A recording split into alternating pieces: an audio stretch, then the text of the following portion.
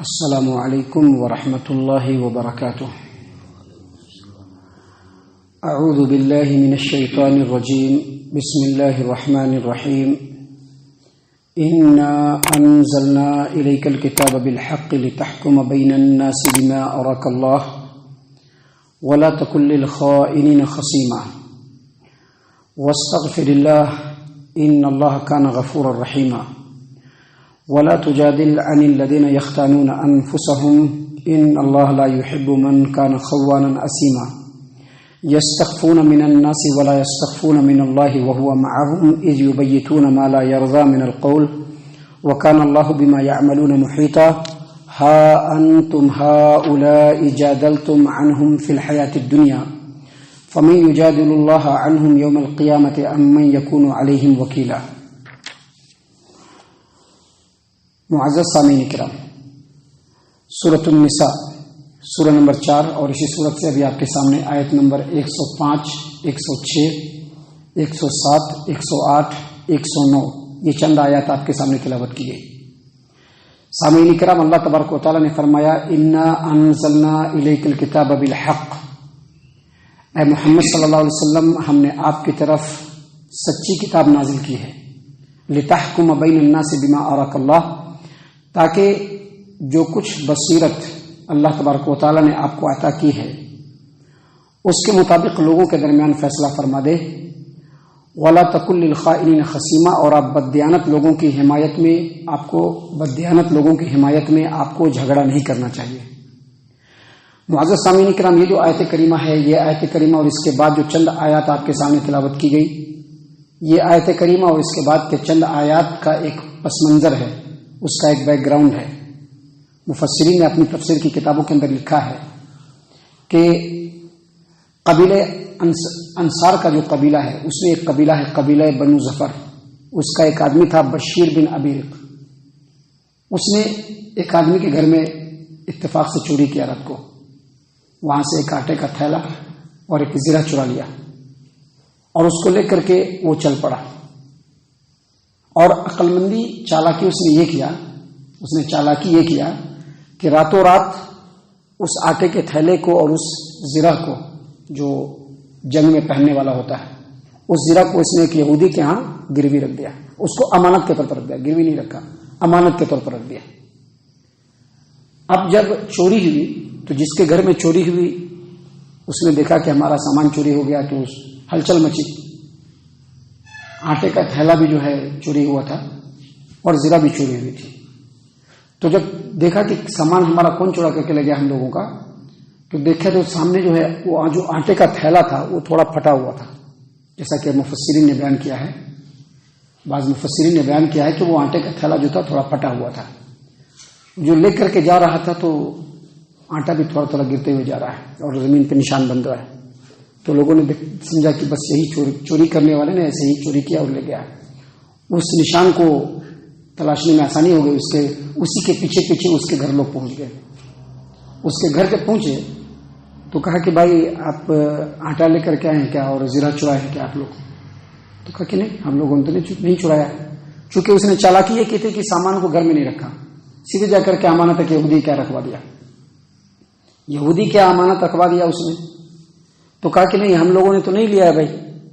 ٹھیک ہے گھر کی تلاشی لیں گے، کیونکہ نشان آ رہا ہے اس کے گھر کی طرف، تو گھر کی نشانی لیں گے، گھر کی تلاشی لیں گے، دیکھیں گے کہ گھر میں سامان ہے کہ نہیں۔ کھانا تلاشی کی گئی لیکن سامان نہیں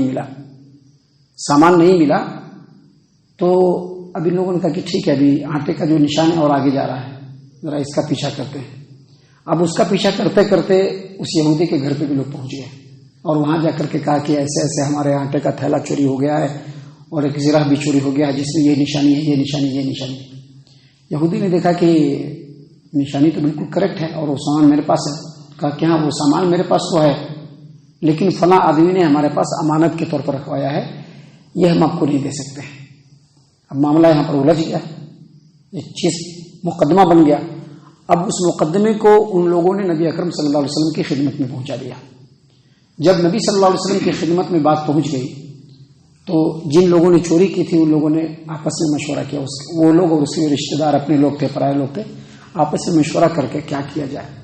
تو کہا کہ ایک کام کریں گے، ہم لوگ جو ہے چوری ہم لوگ اس سامان سے لا علمی کا اظہار کر دیں گے، امانت کا ذکر بیچ میں نہیں لائیں گے اور الزام جو ہے اسی یہودی پر ڈالیں گے کہ جب اس کے گھر میں سامان پایا گیا ہے تو اسی نے چوری کیا ہے، اور ایسا ہی ہوا، کیونکہ یہ لوگ سمجھ رہے تھے کہ ہم لوگ مسلمان ہیں اور وہ یہودی ہے۔ نبی صلی اللہ علیہ وسلم کے پاس بات جائے گی تو نبی صلی اللہ علیہ وسلم ہمارے فیور میں بات کریں گے اور یہودی کے اوپر الزام ثابت ہو جائے گا، اور ایسا ہوا بھی۔ جب نبی صلی اللہ علیہ وسلم کی خدمت میں دونوں کو بلایا گیا تو ان لوگوں نے بات بناتے ہوئے، نہیں ہم لوگوں کو کچھ معلوم نہیں ہے، خود چکنے چپڑے انداز میں، نہیں ہم لوگوں کو کچھ بھی معلوم نہیں ہے، یہ سامان ہو سکتا ہے کہ انہوں نے ان کے گھر میں تو یہی چوری کی ہے نا، دوسرا چوری نہیں کر سکتا، جب ان کے گھر میں سامان پایا جا رہا ہے تو چوری کون کرے گا؟ ایسا جو ہے چالاکی سے جب بات کیا تو نبی صلی اللہ علیہ وسلم کو بھی یقین ہو گیا کہ لگتا ہے یہودی نے ہی چوری کیا ہے، اور قریب تھا کہ وہ فیصلہ کریں گے، اللہ کے رسول صلی اللہ علیہ وسلم قریب تھا کہ فیصلہ کریں گے۔ اللہ نے ان آیات کو نازل فرمایا، اللہ نے فرمایا انا انزلنا الیک الکتاب بالحق، اے محمد صلی اللہ علیہ وسلم ہم نے آپ کی طرف اس قرآن کریم کو اور اس کتاب کو حق کے ساتھ نازل کیا ہے، اور نازل کیوں کیا ہے؟ لتحکم بین الناس بما اراک اللہ، تاکہ جو بصیرت اللہ تبارک و تعالیٰ نے آپ کو دی ہے اس کے مطابق لوگوں کے درمیان فیصلہ کریں۔ ولا تکن للخائنین خصیما، اور جو بددیانت لوگ ہیں، جو امانت داری نہیں کرتے ہیں، آپ کو ایسے لوگوں کا ساتھ دیتے ہوئے جھگڑنا نہیں ہے۔ یہاں پر بددیانت لوگ انہی لوگوں کو کہا گیا ہے جن لوگوں نے چوری تو کیا لیکن صاف منہ کر گئے اور الزام یہودی کے سر پہ ڈالا، انہی لوگوں کو کیا کہا گیا ہے؟ بددیانت کہا گیا ہے کہ آپ کو ایسے لوگوں کا ساتھ نہیں دینا ہے۔ معزز سامعین کرام، اس کے بعد آگے اللہ تبارک و تعالیٰ نے فرمایا واستغفر اللہ، اے محمد صلی اللہ علیہ وسلم آپ اللہ تبارک و تعالیٰ سے بخشش طلب کیجیے، مغفرت طلب کیجیے، اور پھر فرمایا ان اللہ کان غفور الرحیم، بے شک اللہ تبارک و تعالیٰ گناہوں کو بخشنے والا اور رحم کرنے والا ہے۔ دیکھیے ایک جج جو ہوتا ہے، جو قاضی ہوتا ہے، وہ جو فیصلہ کرتا ہے سامنے جو گواہی ہوتی ہے اسی کی بنیاد پر، اس کو کچھ معلوم نہیں ہوتا ہے، وہ عالم الغیب نہیں ہوتا ہے۔ اور پیارے رسول صلی اللہ علیہ وسلم جب بھی فیصلہ فرماتے تھے تو آپ صلی اللہ علیہ وسلم بھی گواہوں کی گواہی لے کر کے ہی فیصلہ فرماتے تھے، آپ صلی اللہ علیہ وسلم بھی عالم الغیب نہیں تھے۔ یہی وجہ ہے کہ حدیث کی کتابوں میں خاص طور سے صحیح البخاری کے اندر روایت ہے کہ نبی صلی اللہ علیہ وسلم کے دروازے کے پاس دو آدمی جھگڑ رہے تھے، آپ صلی اللہ علیہ وسلم باہر نکلے، دونوں مقدمہ لے کر کے آئے تھے۔ جب مقدمہ نبی صلی اللہ علیہ وسلم کے سامنے پیش ہوا، اس میں سے ایک نے بہت ہی بات بنا کر کے اپنی بات کو ثابت کر دیا۔ آپ صلی اللہ علیہ وسلم نے وہیں پر فرمایا تھا اسی موقع سے کہ دیکھو میں بھی تمہاری طرح سے ایک انسان ہوں، میرے سامنے بھی مقدمے آتے ہیں، اور تم میں سے ایک آدمی جو ہوتا ہے وہ بات کرنے میں بڑا ماہر ہوتا ہے، تو وہ بات کو بہت اچھے انداز میں بنا کر کے سچ ثابت کر کے ہمارے سامنے پیش کر دیتا ہے، اور میں اسی کی بنیاد پر فیصلہ کر دیتا ہوں۔ تو یاد رکھو، میں اگر کسی کے بارے میں فیصلہ کروں اور اس فیصلے میں کسی بھائی کا حق کسی کے حق میں جا رہا ہے تو وہ اس کو نہیں لینا چاہیے، کیونکہ وہ آگ کا ٹکڑا ہے۔ یہاں پر بتلانا یہ مقصود ہے کہ نبی صلی اللہ علیہ وسلم بھی جو فیصلہ فرماتے تھے وہ گواہی کی بنیاد پر فرماتے تھے، اس میں نبی صلی اللہ علیہ وسلم کی کوئی غلطی نہیں تھی، لیکن اس کے باوجود نبی صلی اللہ علیہ وسلم کے شایع نشان آپ کے مقام کو مد نظر رکھتے ہوئے اللہ تبارک و تعالیٰ نے یہاں پر فرمایا کہ واستغفر اللہ، اے نبی صلی اللہ علیہ وسلم آپ چونکہ غلطی ہو رہی تھی، آپ اللہ سے اپنے گناہوں کی مغفرت طلب کر لیجئے، اور بے شک اللہ تبارک و تعالیٰ گناہوں کو بخشنے والا اور رحم کرنے والا ہے۔ معزز سامعین کرام، آگے پھر اللہ تبارک و تعالیٰ نے فرمایا وَلَا تُجَادِلْ عَنِ الَّذِينَ يَخْتَانُونَ أَنفُسَهُمْ، اے محمد صلی اللہ علیہ وسلم آپ کو ایسے لوگوں کی بھی حمایت نہیں کرنا چاہیے، ایسے لوگوں کی بھی حمایت نہیں کرنا چاہیے جو خیانت کرنے والے ہیں۔ آپ کو ان کے حق میں جو ہے ان کی طرف سے جھگڑنا نہیں چاہیے، ان کی حمایت نہیں کرنی چاہیے۔ کیوں؟ کیونکہ اللہ تبارک و تعالیٰ ایسے گنہگار اور خائن لوگوں کو ہرگز پسند نہیں فرماتا ہے۔ اور اس کے بعد اللہ تبارک و تعالیٰ نے فرمایا یستخفون من الناس، یستخفون یعنی جو پچھلی آیت کریمہ آپ کے سامنے پیش کی گئی جس میں اللہ تبارک و تعالیٰ نے فرمایا کہ آپ کو جو خیانت کرنے والے ہیں ان کا پکش نہیں لینا چاہیے، ان کی طرف سے حمایت نہیں کرنا چاہیے۔ اس کا کیا مطلب ہے کہ جو ناحق ہے اگر اچھے وہ ہمارا اپنا ہے اس کے باوجود اس کا فیور ہم نہیں کر سکتے ہیں۔ فیور ہم کو حق کا ہی کرنا ہے۔ فیور کس کا کرنا ہے؟ حق کا ہی کرنا ہے۔ سپورٹ کس کا کرنا ہے؟ حق کا ہی کرنا ہے۔ ابھی یہ ہمارے خاندان کا ہے، وہ دوسرے خاندان کا ہے، حالانکہ ہمارے خاندان والا حق پر نہیں ہے، پھر بھی چونکہ ہمارے خاندان والا ہے ہم اسی کا سپورٹ کریں گے، دوسرے کا سپورٹ نہیں کریں گے۔ اگر ایسا ایک مسلمان کرتا ہے تو یہ مسلمان کے شایع نشان نہیں ہے۔ مسلمان کے شایع نشان یہ ہے کہ جو حق پر ہے، جو انصاف پر ہے، ہمیشہ اسی کا سپورٹ کریں۔ اور اس کے بعد اللہ تبارک و تعالیٰ ان لوگوں کو جو خیانت کرتے ہیں، ان لوگوں کو جو بددیانتی کرتے ہیں، ایسے لوگوں کو مخاطب کرتے ہوئے اللہ تبارک و تعالیٰ فرما رہا ہے یستخفون من الناس، اپنی کرتوتوں کو لوگوں سے چھپا لیجیے گا۔ یستخفون من الناس ولا یستخفون من اللہ، لیکن اللہ سے نہیں چھپا سکتے ہیں، چونکہ یہ لوگ جو تھے جنہوں نے آٹا چوری کیا تھا وہ یہ سمجھ رہے تھے کہ ہماری بات چھپی رہے گی،